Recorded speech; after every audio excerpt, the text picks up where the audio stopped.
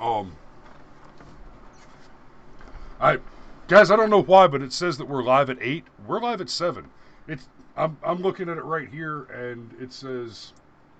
Let me show you. I'll show you all a little inside baseball because it's funny. I don't know why it's happening. Oh, now it went away. Of course, it said live at 8 right here, and down here it says live at 7 under scheduled next stream. So, anywho, we're Hey, look, instead of being 8 minutes late, we're 52 minutes early. exactly. And nobody has to know that I had to go poop, and that's why we're running behind. Oh, So, nobody needed Rayshard to know that Brooks, anyway. Rayshard Brooks bit the big one this weekend, and it's tragic and sad. Well, guys, we're gonna fix some lies. There's a lot of people out there lying. Let's talk about who's lying. If anybody tells you that Rayshard Brooks was killed by a police officer, at best, they're just wrong. A police officer shot Rayshard Brooks, and he succumbed to his wounds. Well, But specifically, he was killed by a police officer for sleeping in a car.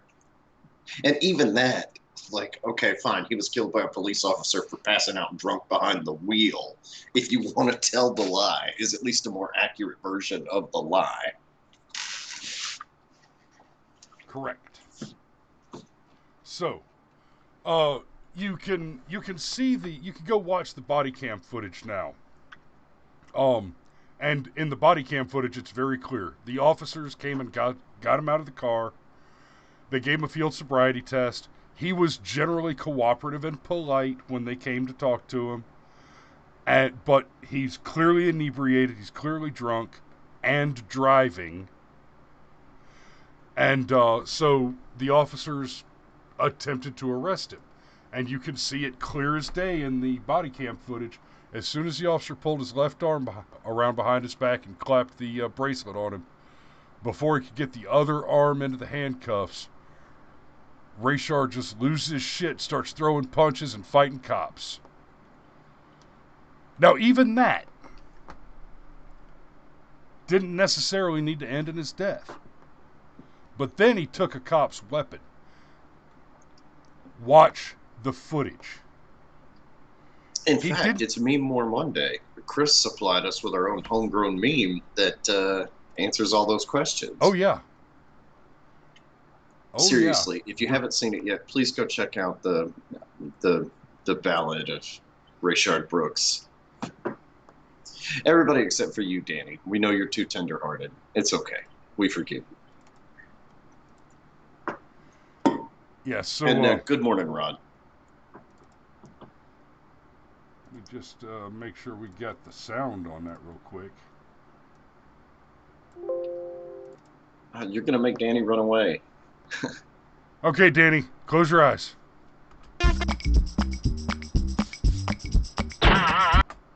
Okay, so this is the clip that the media is showing you, and this is the lie, because what they're showing on all the media pages is this footage where it looks like he just ran away, and this is kind of like explaining a joke, but I am going to explain bits of this video because we're going to look at the things that are important.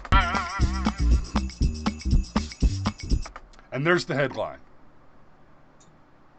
This headline is always a lie.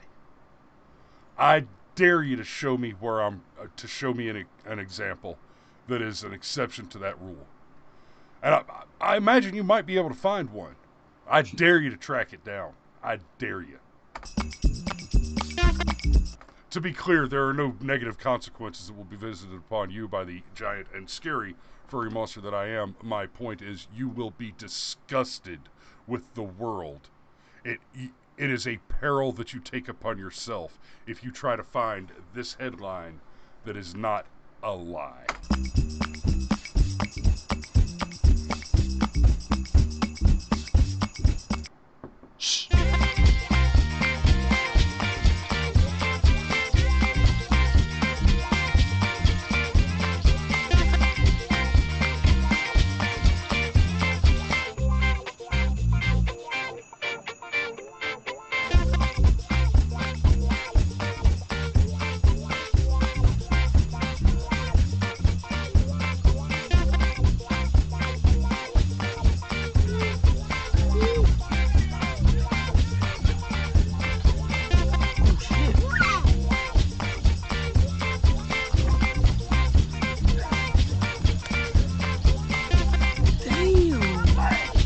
Can you pause it real quick?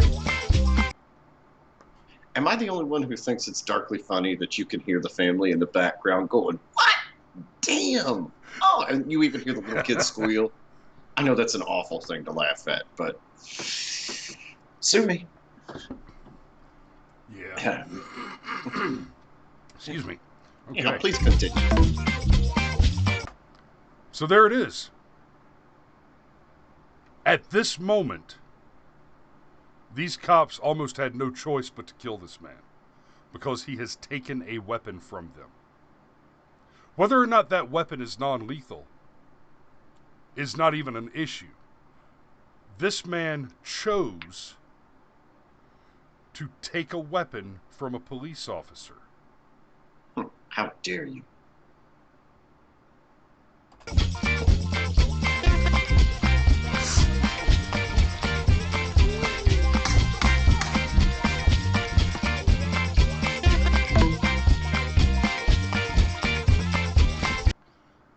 To be very clear, this guy was a criminal before he fought the cops and became an armed criminal.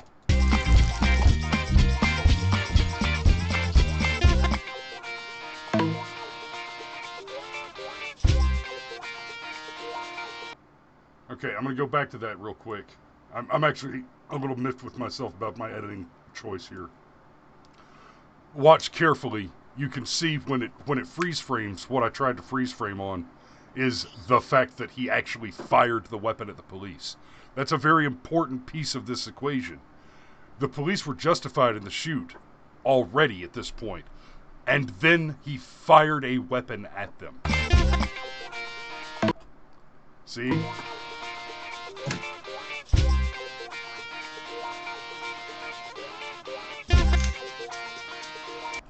And that's when Officer Doughboy there dropped his own taser. Oh, I'm going to stop it right there before the outro rolls and you get confused. So yeah, right then he fired a weapon at the police officers. Guys, they had no choice. This isn't even a question of the officers making the correct choice. They didn't have a choice to make. Once you're firing a weapon, it's not a choice. Once the enemy is firing a weapon at you, you return fire. That is your choice. That is your option. The only other possibility is to die. Yeah, so let's yes, Willow Bar. It really is as easy as don't drive drink. It's also as easy as don't punch cops. It's also as easy as don't steal cops' weapons. It's also as easy as don't use cops' weapons against them. One of the things that Papa Sheepdog has explained to me more than once over the years is that in these sorts of situations, the thing that officers are most frequently shot by are their own firearms, because the desperate criminal gets desperate. And a large amount of their training revolves around, if you feel those hands go for your belt, that's it, buddy. We're at maximum threat level now. There's only one reason why they're trying to stick their hands in your belt, and it's not because they want to give you a friendly reach around. Now, Chris and I come from an insurance world, and we understand this concept called proximal cause. So yeah, I went from war zones to insurance. I have a little bit of, shall we say, expertise in questions like risk assessment, risk aversion, proximal cause.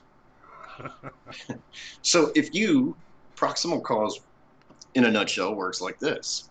You have a policy on your house. That policy covers your house against lightning damage. It does not cover your house against a tree falling on it.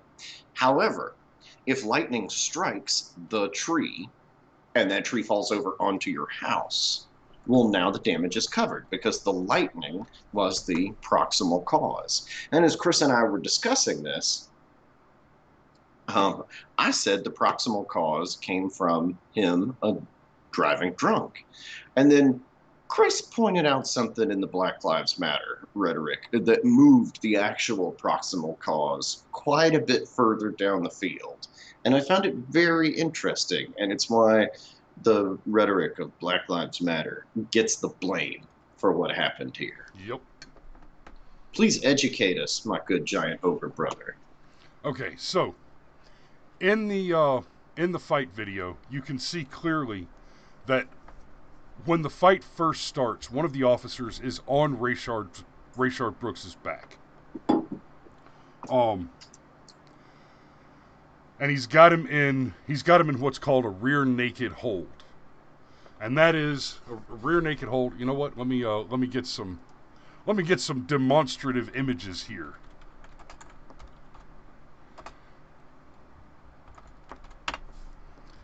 See if I can find some. Okay, perfect. Ooh, that's a little less perfect. Some of these images are. Yeah.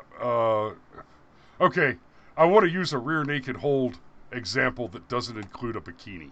Here's one. No, use one that includes a bikini.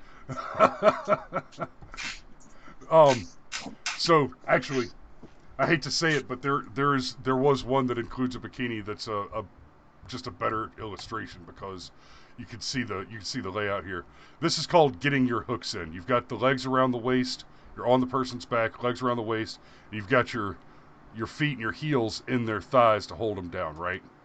So once you've got the hold applied, this is right about where the officer was on Rayshard's back, and then you can see in the video he hesitates and he drops the grab.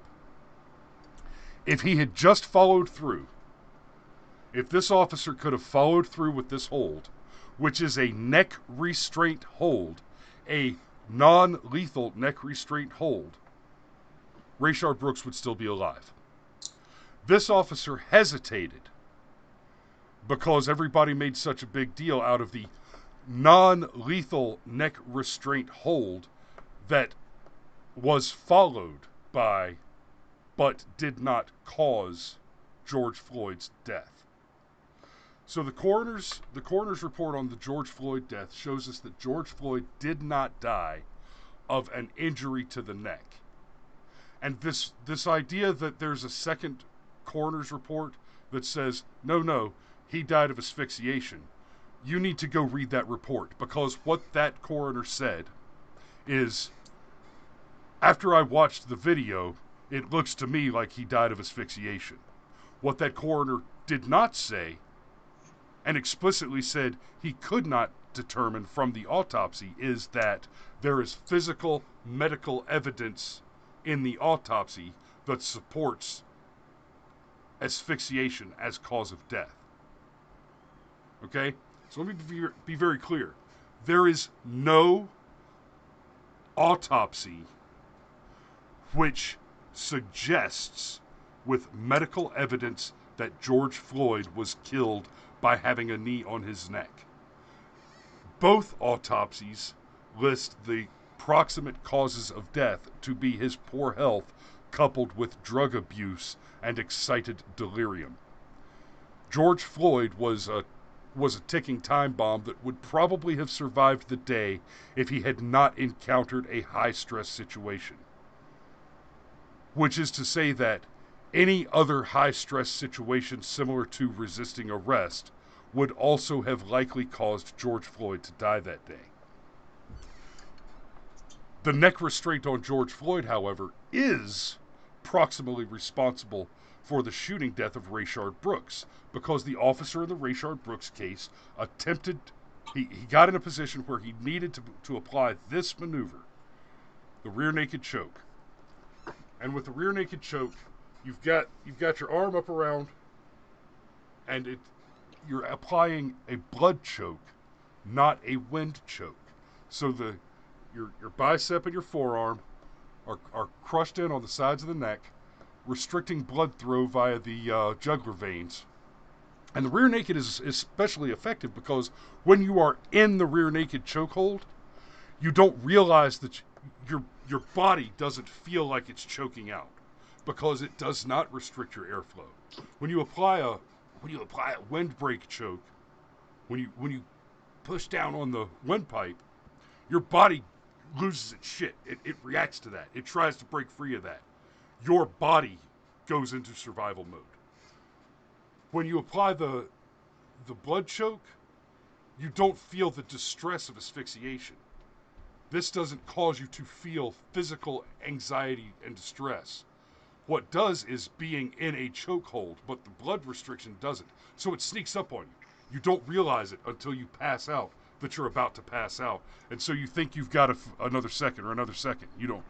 Once you're in that time dilation, it's hard to measure time, and you can't count. You can't just sit there and count to 5. You're trying to get loose. So if he'd have put that hold on him, Rayshard would have been knocked out. He would have had his blood supply restricted momentarily, fallen unconscious, been handcuffed, placed in the back of a vehicle, and been arrested and processed. And yes, he would have probably served time, but he would have served that time. Instead, the officer hesitated, released the chokehold, and let Rayshard have the moment that he got loose and fired a weapon at the police. Similarly, had Floyd been not properly restrained, that risk existed, and that's got to be part of the math when you talk about the Floyd case. The next thing to understand is the rhetoric of the Caliphate of Color, that is the organizational BLM, 8 Can't Wait, and, the Democrat Party. The Caliphate of Color with their Antifa stand up there in the Chaz, their rhetoric that the police are out to kill you because you're black is a major contributing factor to the dangerous mindset that sets somebody like Rayshard Brooks to fight a cop. He probably was scared that the police wanted to kill him. But there are some facts there. They didn't. They didn't want to kill him. Right? That's not their job. They wanted to enforce the law. They wanted to prevent a dangerous, inebriated driver from driving drunk and killing people in car accidents. And they wanted to enforce some sort of civil order where you don't obstruct the normal course of business by sleeping in a drive-thru and preventing people from being able to come in and do business with the company.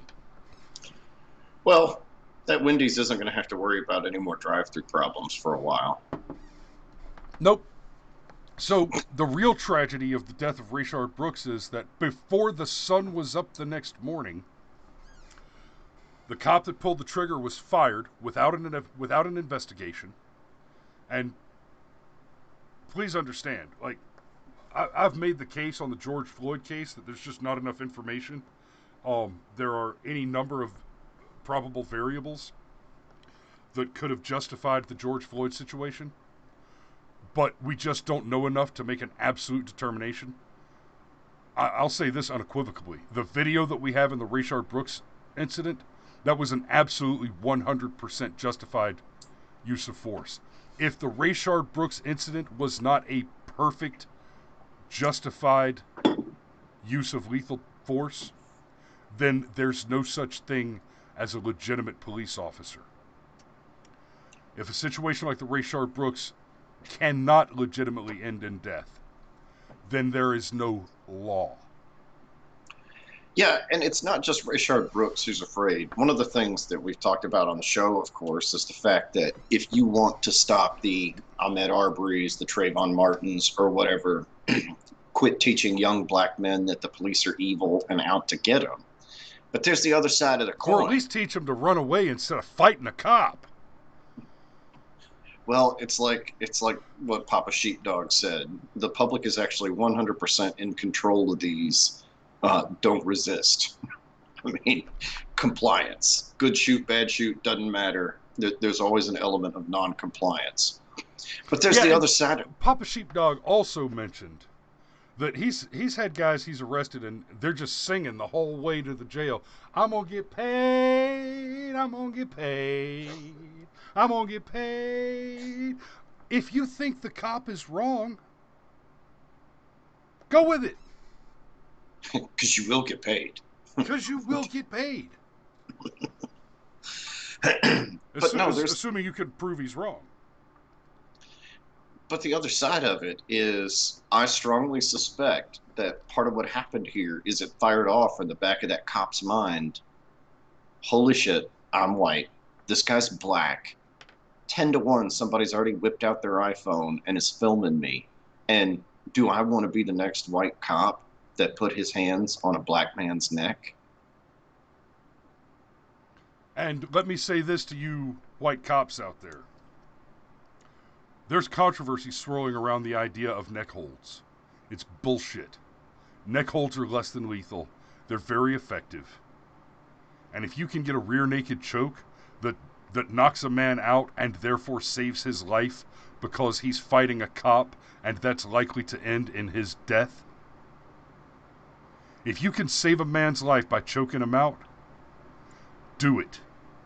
Do it, do it, do it. And take the risk. It might cost your job and prove the point I'm making. And then you will have saved more lives. You will have saved the lives of more people than you will ever encounter in your own life. 100% guarantee. So, Willow Bar's there, and she says police are scared to enforce. They've been fired for following the rules. That is correct. And Tim Pool, guy that we have a lot of respect for. Yep. This will result in increased crime rates nationally, if not globally. Well, yeah, because it already has. There's a reason why we've always given deference to police officers. Fair, unfair, take those immature concepts and throw them out of your brain. Because, as we've pointed out before on the show, that if there is not at least a potential for lethal force to be involved, then the law cannot be enforced, because all you have to do is escalate it to a certain point, and then the cops are required to disengage. Well, now you have cops resigning. Like, the Atlanta chief of police has resigned. And, of course, Mayor Black Girl Magic, we were too quick to give her credit. She's already running her big Black Girl Magic mouth about this situation. I told you I didn't like giving her credit. I said it on the air. I didn't like having to say anything positive about her. And I was even very careful to say, when we were talking about her commentary on Floyd, or no, not on Floyd. She didn't strike the right chord on George Floyd. She tried to strike the right chord and came damn close to it and was clearly frustrated and crying when she talked about not the death of George Floyd, no, about the riots that were held in his name afterward. And just like I said then, her racism, her rhetoric, and the rhetoric and racism of people like her, and her is Mayor Keisha Lance Bottoms, and her Black Girl Magic, just to be clear, is a major contributing factor in every death at police hands of a black man in this country. Well, yeah, the caliphate of color is responsible to some degree for every incident of a cop killing a black man, especially including the 9, that's it, 9, only 9 unarmed black men killed by police last year. Yeah. 9 is not an epidemic. 9 is not a pandemic. 9 is not a genocide. You're a damn liar. Yeah, and Rayshard, well, he was not unarmed. That's for sure. He was not unarmed. George Floyd was unarmed. Ahmaud Arbery was not unarmed. That is correct. And for that matter, you could even go back to Trayvon Martin and say neither was he, because they were fighting over the gun. Like, yeah, that was a very well made point with the Trayvon Martin case. And guys, Well, Zimmerman wasn't. While Zimmerman didn't do anything wrong in the fight, I think Zimmerman bore some responsibility just because he's a douchebag. But when Zimmerman was describing the fight, he said something that that you should take to heart and is definitely part of the math in a situation like this one with Rayshard. At some point during the fight, Zimmerman lost control of his weapon, and it was on the ground, and they both had to reach for it, and Zimmerman got it and fired it. And apparently, the man had a poet in him for a millisecond, and he said the words correctly. Once, once the fight was going on, it was no longer my gun; it was the gun. And yes, he started off unarmed, but that doesn't matter. It really doesn't matter. The length of time with which you were unarmed, the length of time with which you were cooperative, whatever, it doesn't matter. What does matter is at some point in time, even if it was in a total drunken stupor, you decided that you're going to punch a cop and you're going to steal one of his weapons. And it doesn't get any more dangerous than that. And so what's the net result? Well, cops are going to resign. And let's be real clear. We're going to reach a point where enough cops are going to resign, where cities and counties are going to get desperate. And they're going to have all these signing bonuses. They're likely to even decrease their standards to just to get bodies in, because a certain amount of policing is visibility. And if there are no cops rolling down your street once an hour, if you're of a criminal mindset, you're going to notice that real quick, real quick. And so, because we're going to end up lowering the standards for police officers, we're basically going to dump high IQ, high moral people as cops, and we're going to replace them with, well, not quite as high IQ, Well, not quite as moral. and don't people. forget, some of the standards are going to drop. Baby, I'm sorry, but it's got to be said. Some of the standards are going to drop are going to be the physical requirement standards to allow more women into the force. And what you're going to end up with is people who are less physically capable of defending themselves, and therefore they have a need to more readily resort to the lethal force option. You end up with a 110-pound woman out there fighting somebody like Rayshard Brooks. She has to go for her gun and shoot him much earlier than a large, strong man would. Yes, yes. And it's one of the things that police shootings are, they tend to be the most common when there's only a single officer on scene. Yep. And it's for that exact reason. You have no backup, you have nothing. So when you hit maximum threat level, your options become so narrow so quickly. And it's one of the reasons why that little radio they wear on their shoulder. I mean, there are some cops that feel like that's even more important than their gun, because that's how they get their backup. Oh yeah. Well, there's a saying in the services. I don't want to hear from you, stupid woman.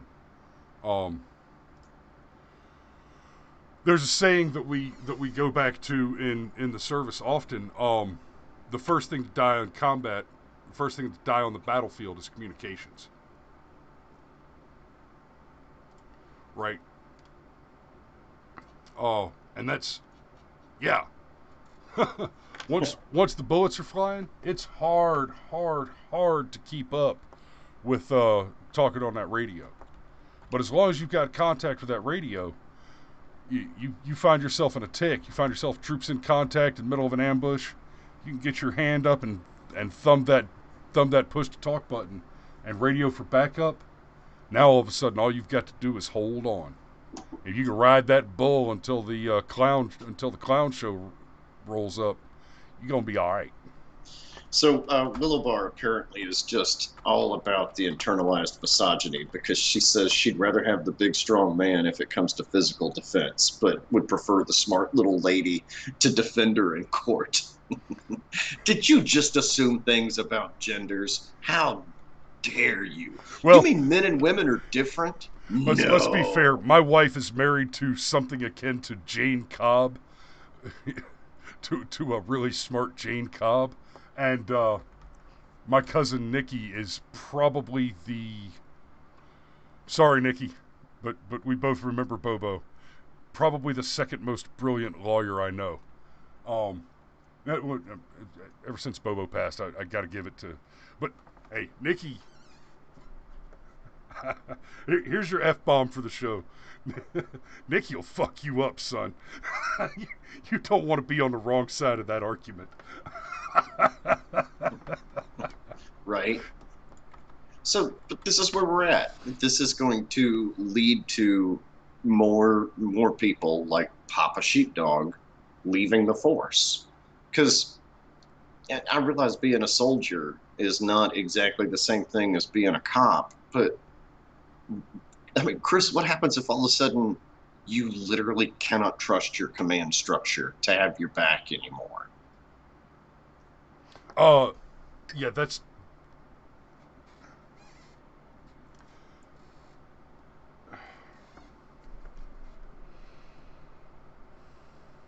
That bad, huh? You're really at a loss for words. When the 101st was replaced by the 10th Mountain Division in fiscal year 2010 in support of Operation Enduring Freedom, we saw a sudden dramatic spike in U.S. and uh, USA 4 Allied forces. Sudden spike. And it was precisely because the incoming unit was not accustomed to the area, but then on top of that, the incoming unit was not willing to take advice from its assets already existing on the ground. At that time, we're talking about a division size element of USA 4 um, entering a battle space with people like me who had already been in that space for 8-9 months, operating and conducting operations in that space, and they didn't want to take advice from people. I I planned a mission to eliminate a very, very dangerous enemy operator, a bomb placer, bomb maker and placer, and I was say this carefully. I had him in a position where I could wrap him up, and I went and told the new unit commander at the time. So like, hey, I need a platoon. I'm gonna go pick up this bad guy. We'll be back in a couple hours. And he said, no, that's not how that's not how we're gonna do this. We've planned an operation that we're gonna conduct tomorrow. We're gonna go. He basically decided to take a company-sized element of armored vehicles and surround what they believed to be this guy's home compound and take him there. I'm like, and I'm sitting there and I'm looking at the guy and I said, sir, I'm going to eliminate this threat now, not tomorrow after he's had an additional 24 hours to cause harm and conduct operations, not in 24 hours using an extremely expensive large force of assault on a not guaranteed outcome. No, I'm offering you a guaranteed outcome with almost no risk as I walk out of this base across the street to a tea shop where I'm going to roll him up and a couple of his buddies. You're offering me high risk without a guarantee of reward. I'm offering you guaranteed reward, no risk right now. But there is a chain of command. We did that mission. And after he forced one of my soldiers to drag several $1,000,000 worth of very, very sensitive equipment through a shitty river, and clarification, this is Afghanistan, I mean a river in No, which ew. human beings defecate. So after he dragged my private and my gear and myself through the shitty river, Lost a couple of, thank God none of us, lost a couple of other soldiers to the minefield around the bomb placer's home that I tried to tell him was going to be there.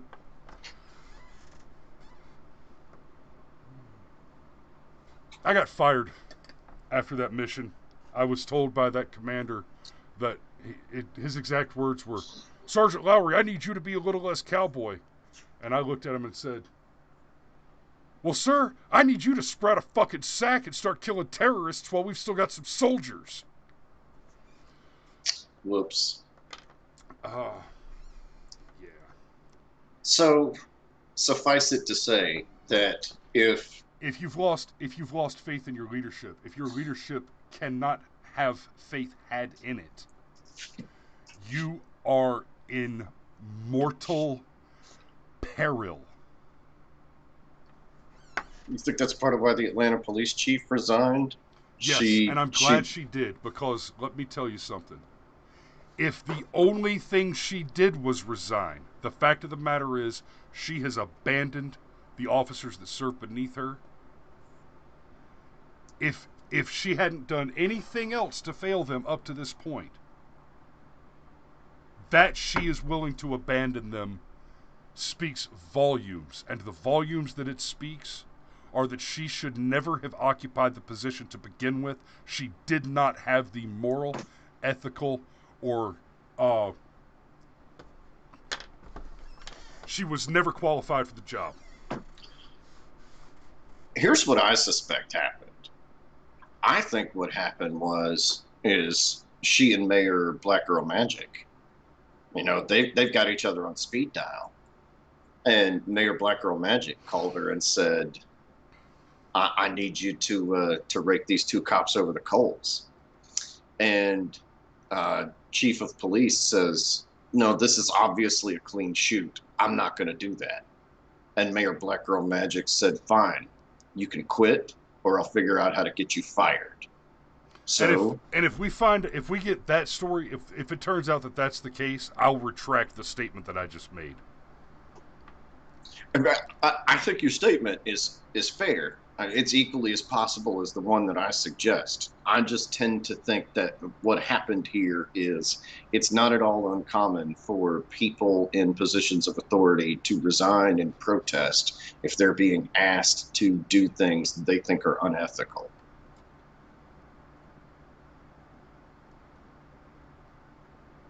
Yes, Willow Bar even says in the comments, or she knew that she had to let it go wrong and decided to cut bait. That's my guess. Now, it's entirely possible that she was a political operative and this is just part of the political strategy. True. But I'd like to think that most people, even dumb people, have this little thing in the back of their minds where they all hit their threshold. And that threshold is like, okay, I'm tired of all the wrong. I don't want any more wrong. And I would like to think that that's the point that the Atlanta police chief hit. Okay, all right. Because, dude, do you know that some of the things that the protesters did, like, they managed to lock up the connector? And for anybody that's not in Atlanta, you have to understand that the connector is called the connector because it is a point at which three separate highways all come together. I-75, I-85, and I-20. I-20 alone is a busy highway and frequently has traffic. Ditto for I-75, ditto for I-85. And right there on the connector, it almost doesn't matter. You can go up there at 2 o'clock in the morning and you can get stuck on the connector for a few minutes, crawling along at 10 miles an hour. And so the protesters managed to shut down the connector multiple times. I'm just going to say, don't stand in front of my car on the highway. Absolutely. Don't do it. We're running along again. We're doing that more and more lately. It's not going to be long before we have to stop saying we're running along and we just start saying, no, this is a 3-hour show.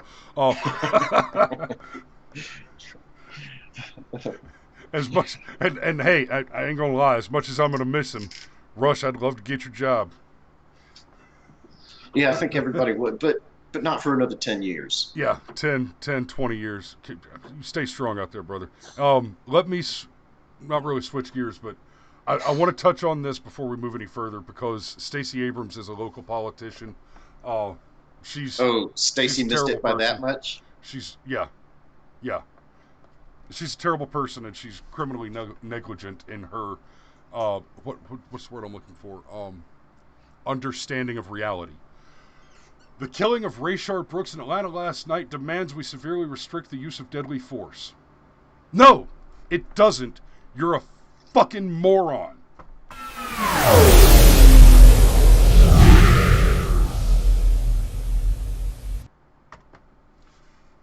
You're an idiot.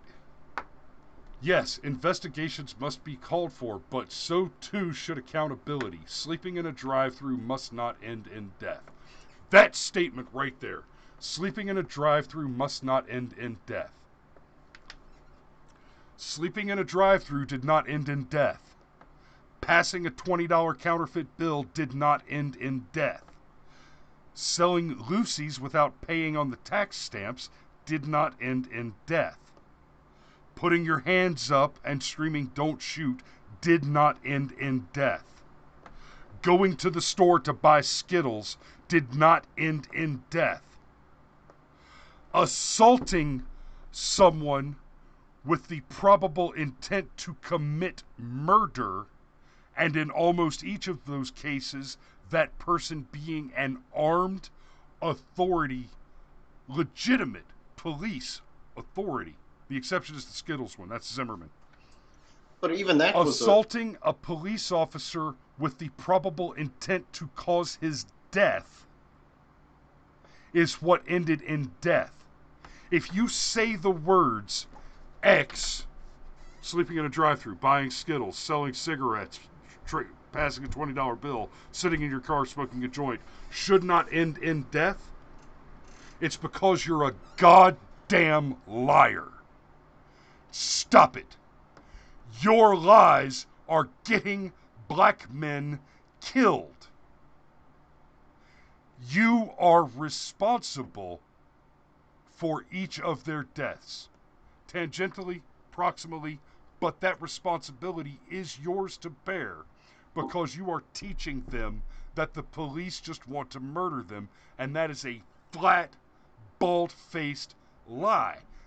The incident that ends in death is attempting to kill a cop. Period. and even in the Zimmerman case, his neighborhood had asked him Yeah, he was to neighborhood patrol watch. the neighborhood. He was neighborhood watch. He was legitimate law enforcement of a sort.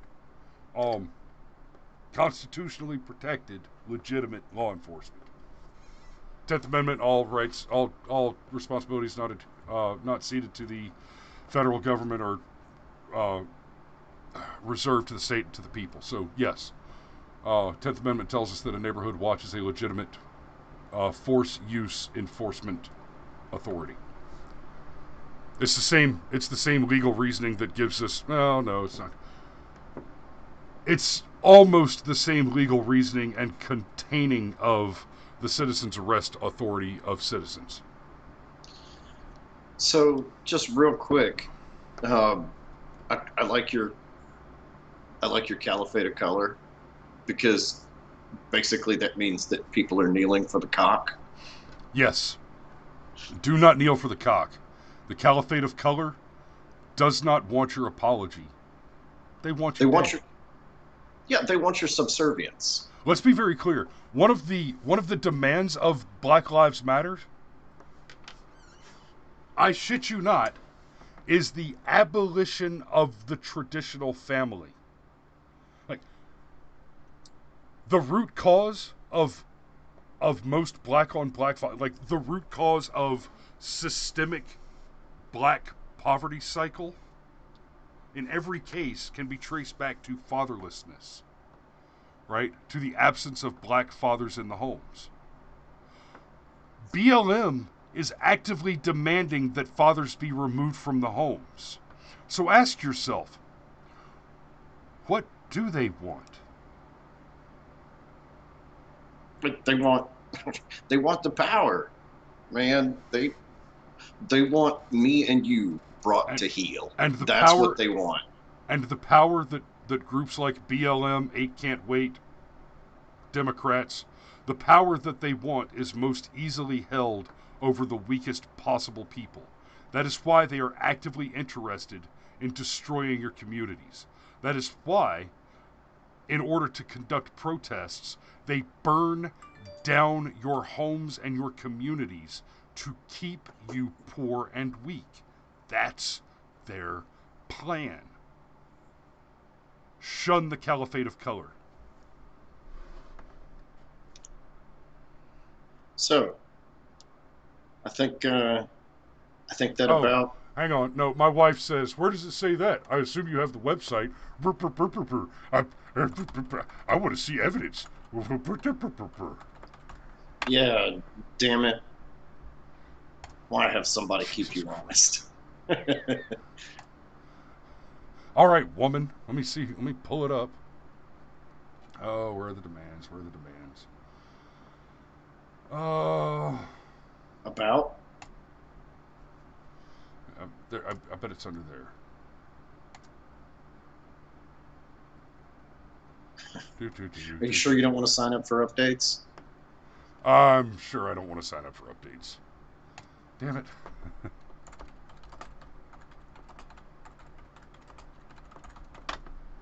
Where's the demands list? See, she actually, Oh, they're hiding it. see, look at that.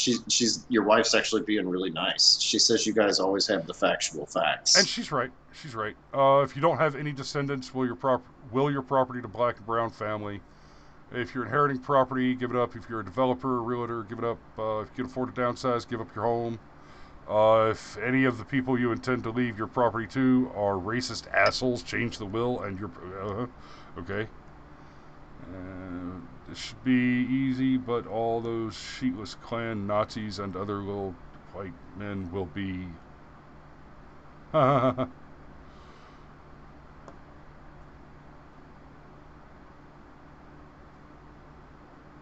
Commit to.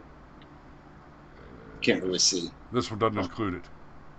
Oh, okay. I'm embarrassed. I don't have it ready to hand. I'll have to pull it up later.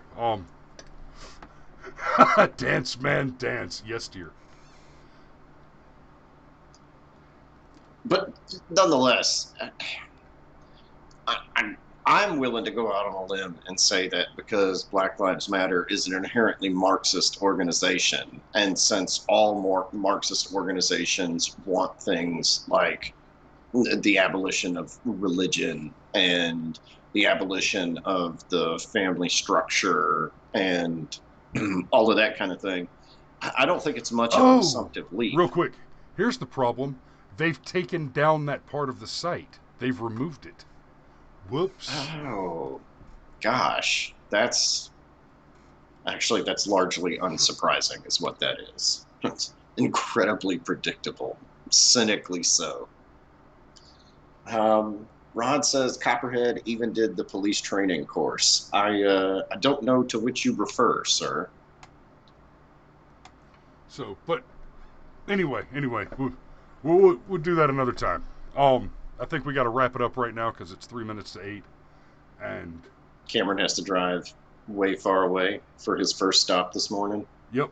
But hey, if you've made it to the end of the show, we're about to call it a day. We're about to move on with other stuff. Let me say this, guys. We added a bunch of subscribers over the weekend. We are a very small channel, so for us, a bunch of subscribers is a couple of dozen. But we did add a couple dozen subscribers over the weekend off of a video that the one that I showed earlier in this show, the Ballad of Rayshard Brooks, where I pointed out the obvious, like if you can't watch that video and say no, this is a clear cut, authorized, clean shoot use of force, then you've probably not made it far enough to use the internet. Thank you so much. Oh, That particular video, has gotten nearly 400 views the last I looked, which was about an hour ago, so we might be there by now. And added a couple of dozen subscribers. We really appreciate that. That's a very strong move for us. Appreciate the hell out of it. keep Yeah, watching please share it on your and Facebook. share the shit out of that, because not only do I want to grow this channel so that we can bring you more content like that, and please believe, message received. That's the content you want. I will be producing more of that post haste, forthwith. It will be coming down the pipe. Hey, real quick, Rod points out that it's the Zimmerman case. So apparently Zimmerman had a professional Yes, police that's training correct. course. Ah, thank you, Rod. Yeah. It's nice to have highly intelligent commenters in the thread. You know, let's not forget Zimmerman. Zimmerman's also the douchebag that tried to sell, or did sell, the gun that was used in the Trayvon shooting on eBay for tens of thousands of dollars. So Zimmerman wasn't wrong in the shoot, but Zimmerman is a douchebag. I don't know, man. His life was over once all that happened. I wonder how critical of him you can really be. Very. Well, fair enough. But yeah, please share the Ballad of Rayshard Jones on your Facebook. Blast it out there. Rayshard Brooks. Yeah, Rayshard Brooks. Whatever. Drunk guy in Wendy's parking lot. Respect is one thing, but the algorithm is everything. Got to get that name right. All right, ladies and gentlemen, y'all be safe out there.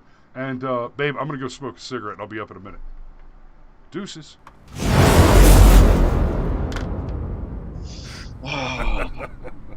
Yay, and then we get to do it all again tomorrow.